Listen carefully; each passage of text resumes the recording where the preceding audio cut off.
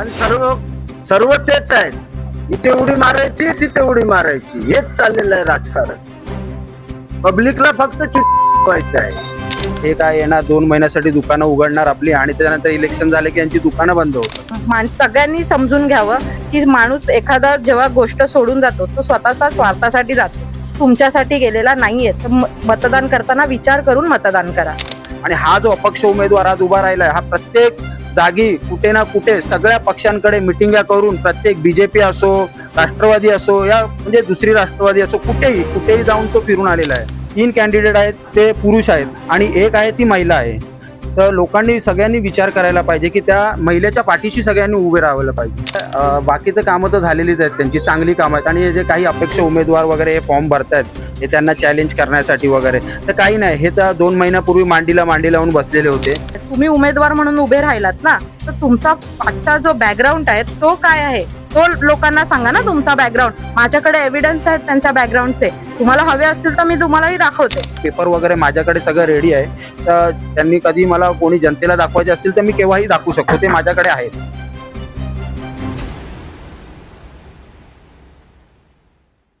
Housing सोसायटीच्या पाण्याच्या टाक्या स्वच्छ करणारी मुंबईतील नंबर 1 कंपनी म्हणजेच लाईफलाईन सर्व्हिसेस.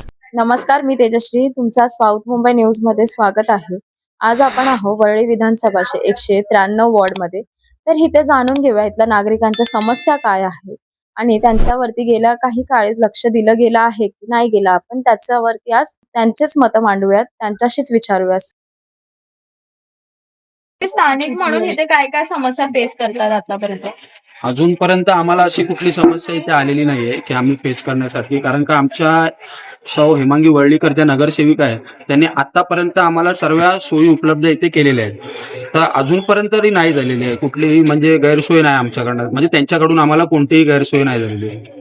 जसं तुम्ही हेमांगी वरळीकरचं म्हणता, त्यांनी इथे केलेले काय काय कामं आहेत ते तुम्ही सांगू शकता? भरपूर काम आहे बघा. हे बाथरूमचं सुद्धा त्यांनीच बांधलेलं आहे, त्यांच्याच फंडातनं बांधून आलेलं आहे. आता हे गटार काम केलेले आहेत. भरपूर अशी खूप नाल्याची कामं आहेत, पाण्याच्या नळांची कामं आहेत.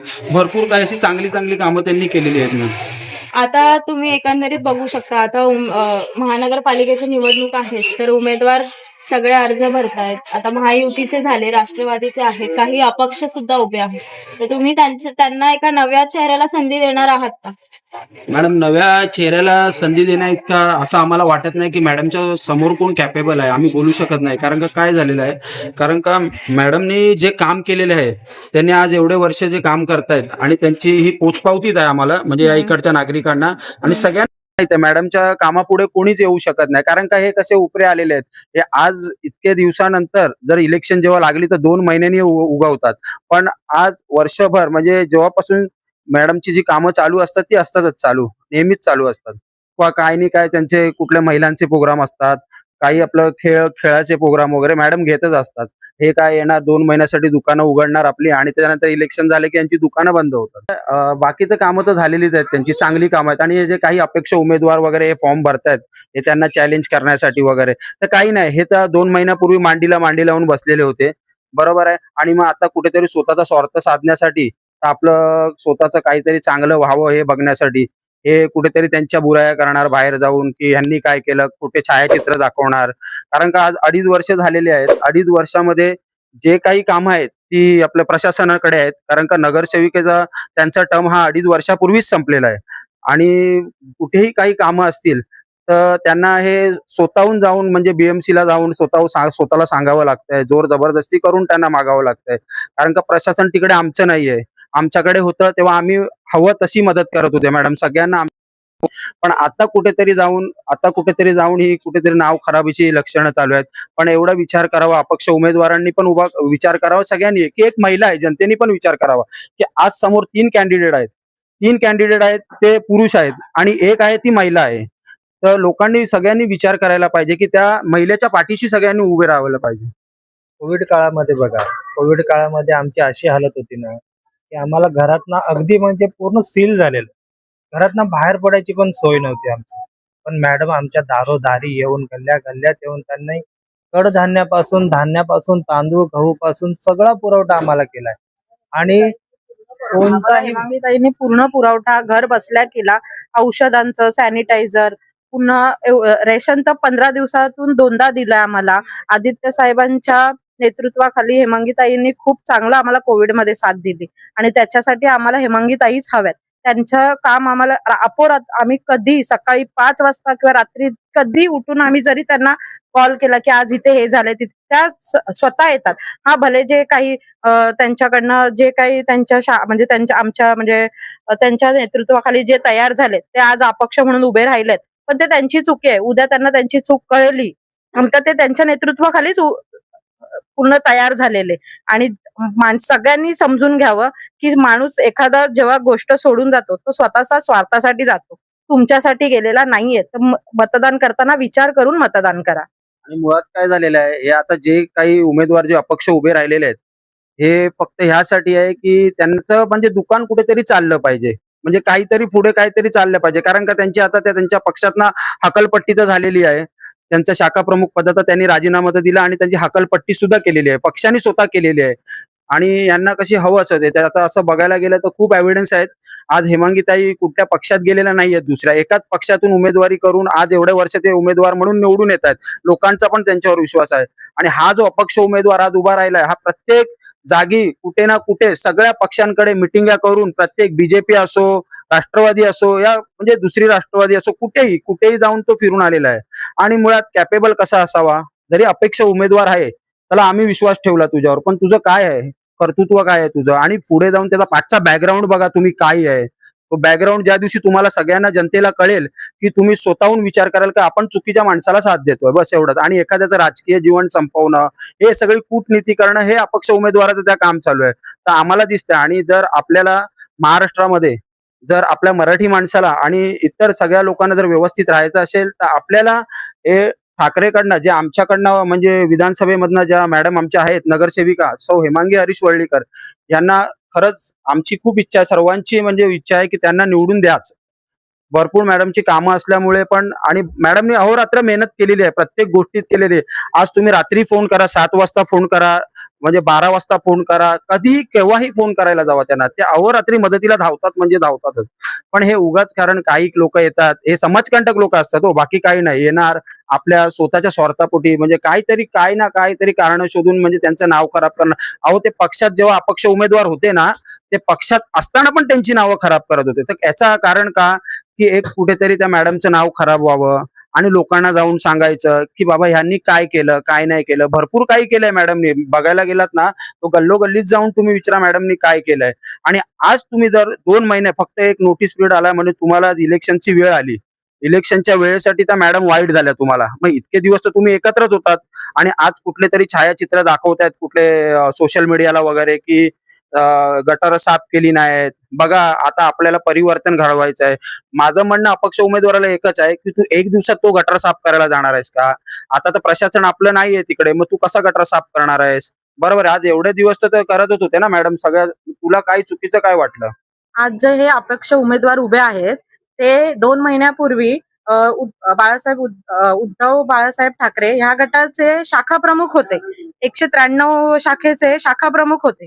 मग जर तुम्ही एवढी वर्ष शाखा प्रमुख होतात तर मग तुम्ही कसं सांगता की गटार साफ झाले नाहीत, काय झाले नाहीत?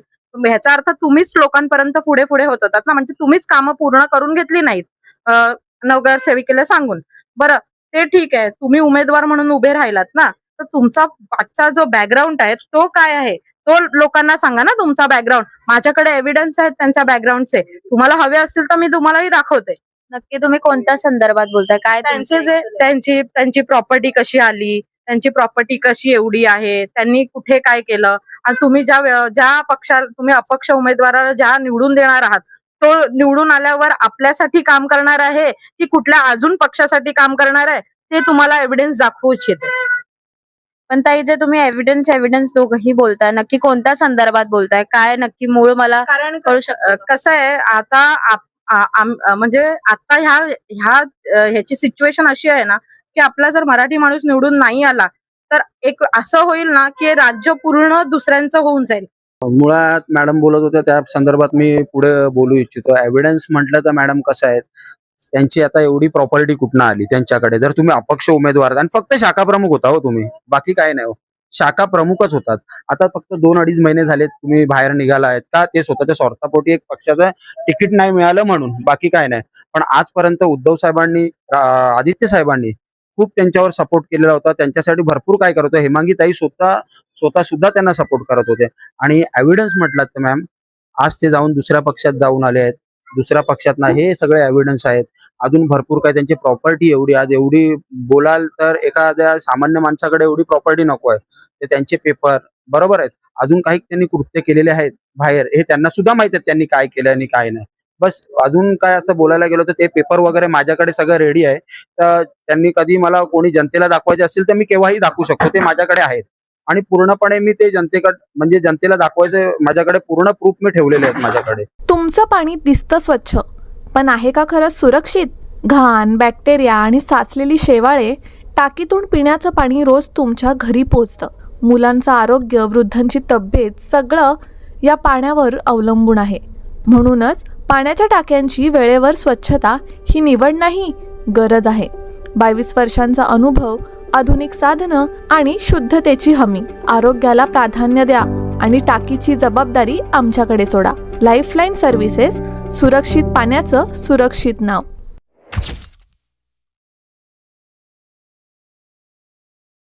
काका, तुम्ही इथले स्थानिक आहात, तर तुम्ही इथल्या रोजच्या जीवनात तुम्ही अजूनही काय समस्या फेस करता तिकडे? इथे म्हणजे काय मेन म्हणजे पाण्याची समस्या होती. पाण्याची पाईपलाईन वगैरे आली, आता फक्त राहिली आहे एक गटाराची बाजू. तर घर जवळ असल्या कारणाने घराच्या पाठीमागच्या साईडला काय जागा तर नाहीच आहे. पण ती पण जर व्यवस्था केली त्यांनी काही ना काहीतरी करून खूप छान होईल. म्हणजे हा एवढा म्हणजे सुधारण्याच्या मार्गावरती आहे. मग तुम्हाला काय वाटतं, जे इथले जे माजी नगरसेवक होते तेच हवेत की तुम्हाला नवा चेहरा हवाय? कारण आता नवीन असेल ते करतील किंवा नाही ते माहित नाही, परंतु जे जुने जे आहेत ज्यांनी इथे कार्य केलेली आहेत ते जातीने लक्ष देतात, सगळं काय व्यवस्थित आहे. म्हणजे तुमचं असं म्हणणं आहे एकंदरीत की जे तुमचे नगरसेवक होते त्यांनी इथे तुमच्या प्रभागात लक्ष दिलं आहे बऱ्याचपैकी? हो हो, खूप दिलंय त्यांनी. तरी काय काय त्यांनी केलंय मला सांगू शकता का? एक म्हणजे ती आपण म्हणतो ना हगरण म्हणजे जे संडास बाथरूमला जी जात होते सीपीएफला, ते आता घरोघरी झालेले आहेत. ही एक त्यांनी मदत खूप छान केली आहे. आम्हाला काय ते बोलले ते बरोबर बोलले. इथे रोडच्या समस्या आहेत. रोडचा आम्हाला कंडिशन नाही, अँब्युलन्स येत नाही, काय नाही. ते गटर लाईन इथे आता 4 संडास बांधलेत, पण एक पण युज नाही. 4 संडास बांधून ठेवलेत, एकाचा पण काय युज नाही. सर्व तिकडे गांजा पिणारी लोक त्या गटरात याच्यात बसलेले असतात. तर परिवर्तन तर पाहिजे. आता काय आता कोण आहे ना, 3 कॅन्डिडेट आहेत कोलीवाड्यातले. आता त्याच्याला कोण परिवर्तन हा पाहिजेच आहे. मग तुम्हाला काय वाटतं यावेळेस कोण परिवर्तन करू शकेल? कोणाचं नाव नाही घेत, पण आणि सर्व तेच आहेत. इथे उडी मारायची तिथे उडी मारायची, हेच चाललेलं आहे राजकारण. पब्लिकला फक्त व्हायचं आहे. काकी, आजी तुम्ही इथे स्थानिक आहात, तर तुम्ही इथे काय काय समस्या फेस करता निदान? आता आम्ही काय नाही अर्चना सांग काय प्रॉब्लेम नाही बाबा, मला बोलायला येत काय बोलू. तुमच्या नगरसेवक होत्या त्या कशा आहेत? चांगले आहेत आता, काय बोलणार, चांगल्याच आहेत त्या. त्यांनी कामं केली आहेत का इतके वर्ष? काय काय कामं केली? हे रोडचं रस्त्याचं काम केलंय, गटार साफ केली आहेत. असं काय प्रॉब्लेम कोणाचे असतील ते सोल्व करतात त्या. नेहमी येतात की फक्त असं इलेक्शनच्या टायमाला चालेल तुम्हाला भेटायला, असं काय? येतात त्या, अशा हेरवी पण येतात. तर आपण इथे स्थानिक आहात, तर तुम्ही इथल्या काय काय स्थानिक समस्या फेस करताय? असं बघायला गेलं तर नगरसेवक इथले आहेत तसे चांगले, व्यवस्थित आहे, काय प्रॉब्लेम नाही. सगळी कामं करतायत. बाकी रस्त्याची कामं कसली इतर बाकी कशी जी कामं चालूच असतात त्यांची. मग तुम्हाला तुमचा जो माजी नगरसेवक होते, सेविका होते, ते तुम्हाला हवेत की नवीन चेहऱ्याला संधी द्यायची? आता ते मी कसं काम कोणी केली आहेत तुमच्या इथे? तरी एकंदरीत कामं कोणी करताय तुमच्या इथे जे तुम्हाला वाटतंय तुम्ही त्यांनाच संधी द्याल, जे तुमचे काम करतायत, तुमच्यापर्यंत पोहोचतायत? आता पहिले जे होते तेही आता पाहिजे परत. पहिले जे होते त्यांनी कामं केली आहेत तुमच्या हो इथे? केलेत काय काय कामं केली आहेत अशी? बहुतेक म्हणजे जे रस्त्याची वगैरे पाण्याची समस्या वगैरे किंवा हा भाई अच्छा किया है, रास्ता भी बनाया है. वॉशरूम वगैरे सगळे. त्यांनी बनवलेत. हो हो क्लीन ठेवतात.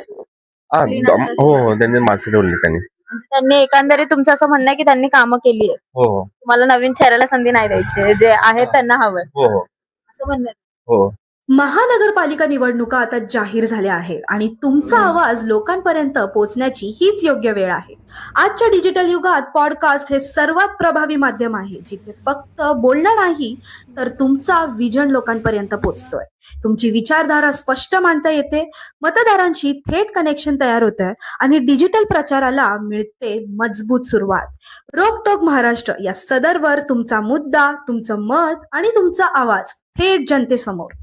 उशीर न करता आजच तुमचा पॉडकास्ट मुलाखत बुक करा आणि निवडणुकीच्या रणांगणात डिजिटल आघाडी मिळवा. स्लॉट बुक करण्यासाठी संपर्क करा 8108711318. मॅक्स स्टुडिओ, जिथे तुमचा आवाज बनतो तुमची ताकद. एक म्हणून इथे तुमच्या काय काय समस्या ज्या आजपर्यंत फेस करत आहात? आता इथे वरचा रोड तर खूप चांगला करून दिलाय आधीच्या नगरसेवकांनी, हेमंगी ताईंनी.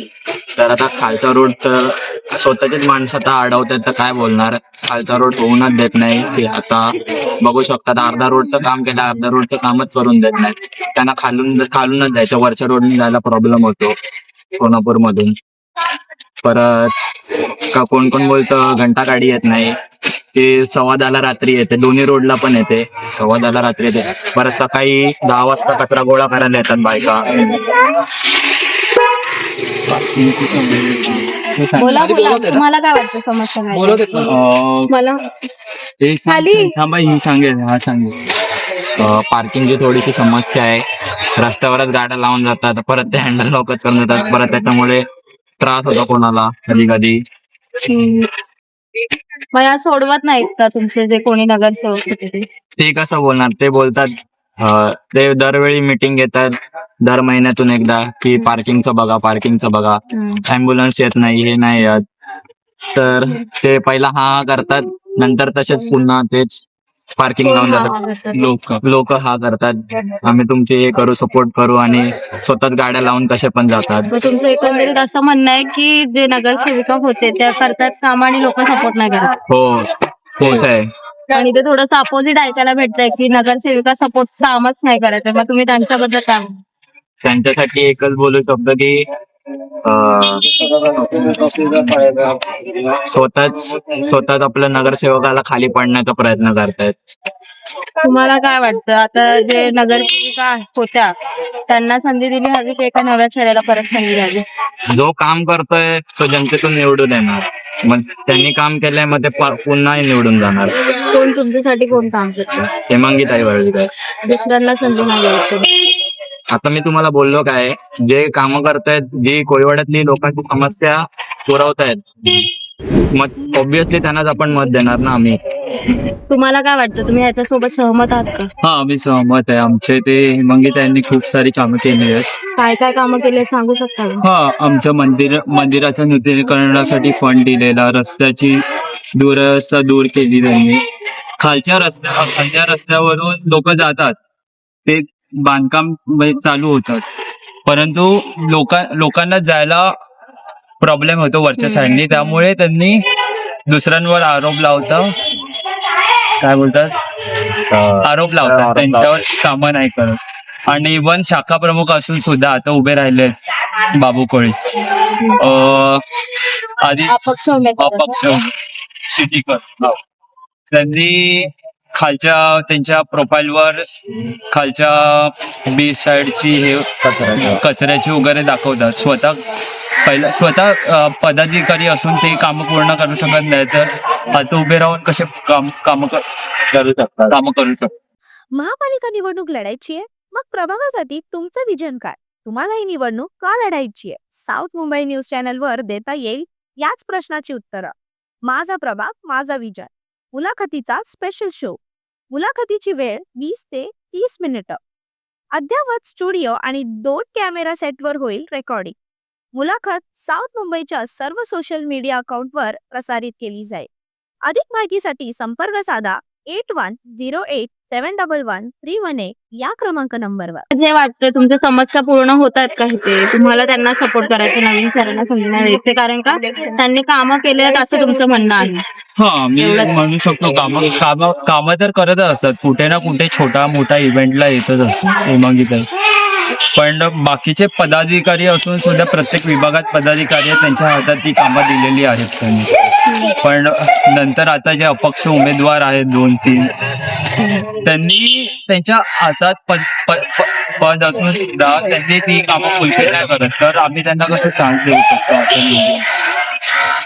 आज आपण होतो वरळी कोलीवाडा प्रभाग क्रमांक 193 इथे. तिथल्या लोकांच्या समस्या जाणून घेतल्या आहेत, त्यांचं काय मत आहे हे सुद्धा आपण ऐकलं आहे. तर कॅमेरा पर्सन प्रतीक पाटील सोबत मी तेजश्री विजू गायकवाड. तुम्ही पाहतात साऊथ मुंबई न्यूज चेहरा. साऊथ मुंबई विभागातील घडामोडी जाणून घेण्यासाठी साऊथ मुंबई न्यूज चॅनलला लाईक, फॉलो, शेअर आणि सबस्क्राईब करा आणि बेल आयकॉनवर क्लिक करून ऑल करायला विसरू नका.